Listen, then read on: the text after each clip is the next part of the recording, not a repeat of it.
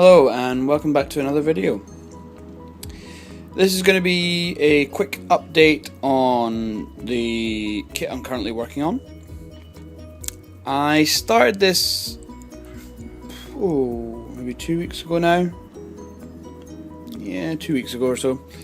After I got it for the bargain price of $9.99, brand new.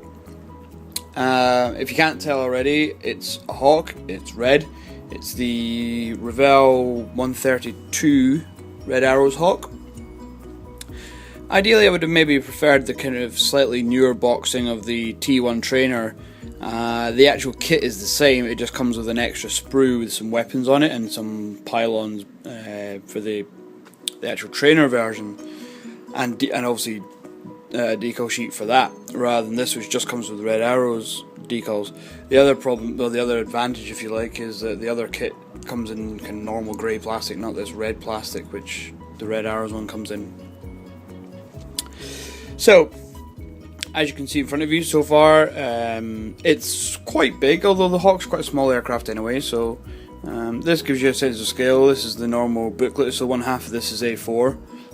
So you can see wingspan is about the height of an A4 page, and it's almost the length of a double spread. So it's quite a sizable aircraft, but it's not unmanageable for your desk and things, which is quite nice. But it's big enough to get lots of detail on.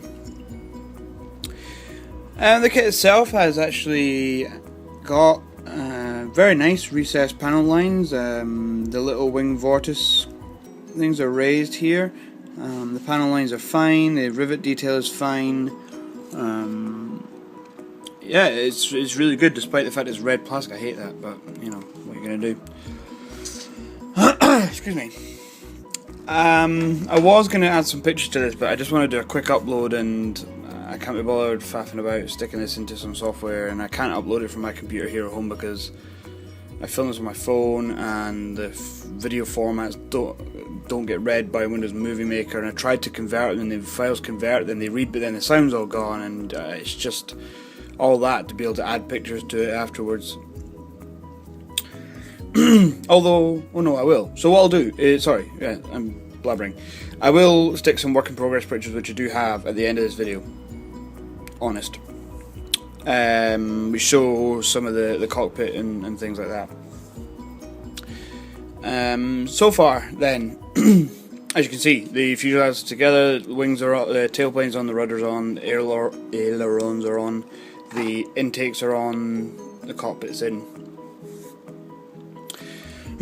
Fit-wise, everything's really good. As you can maybe see, there's actually very little filler in here. I need to tidy this bit up still. You could almost get away with not using any here.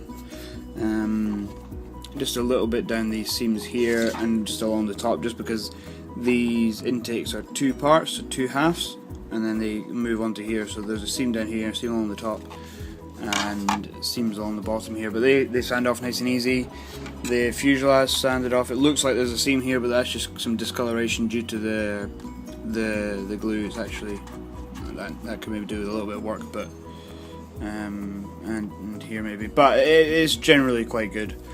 Don't mind the little scratches. I have a funny feeling that's just because it's red plastic. If this was grey, you wouldn't even see those.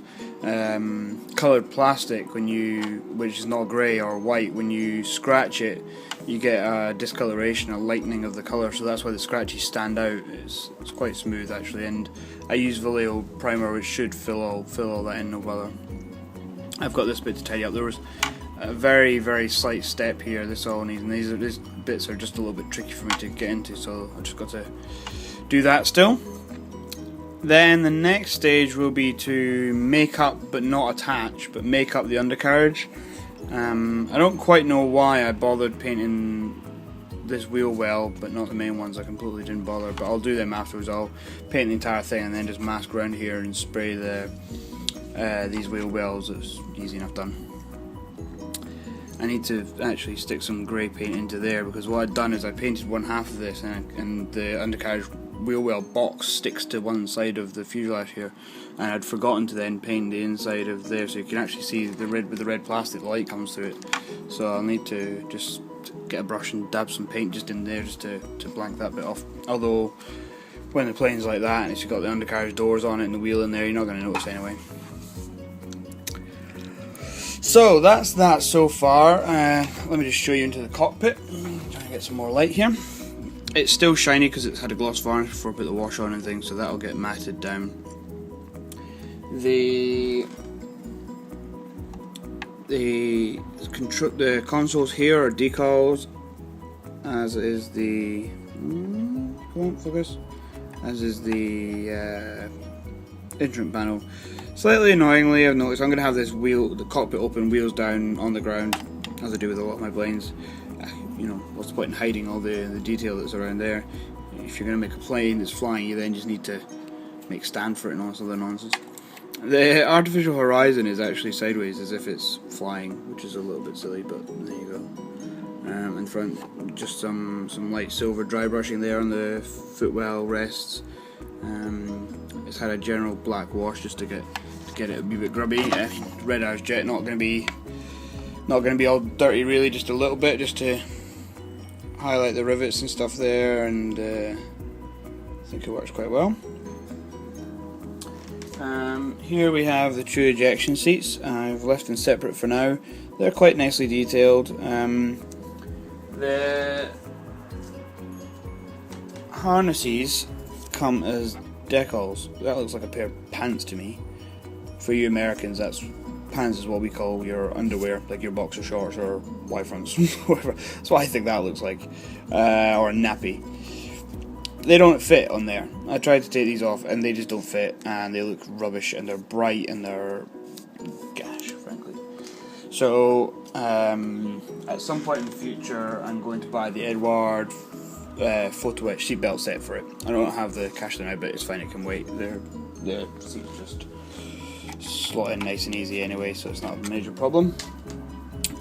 I think it needs it, and I've looked online at reference photos of the Hawk ejection seats, and the seatbelts are quite complicated, and I don't really feel up to trying to scratch them out of Tamiya tape and foil and things. So I think I'll just buy the Edward set when I get the cash and add the seats back in later on. I mean, with such a big cockpit here, I mean, when the seats are in.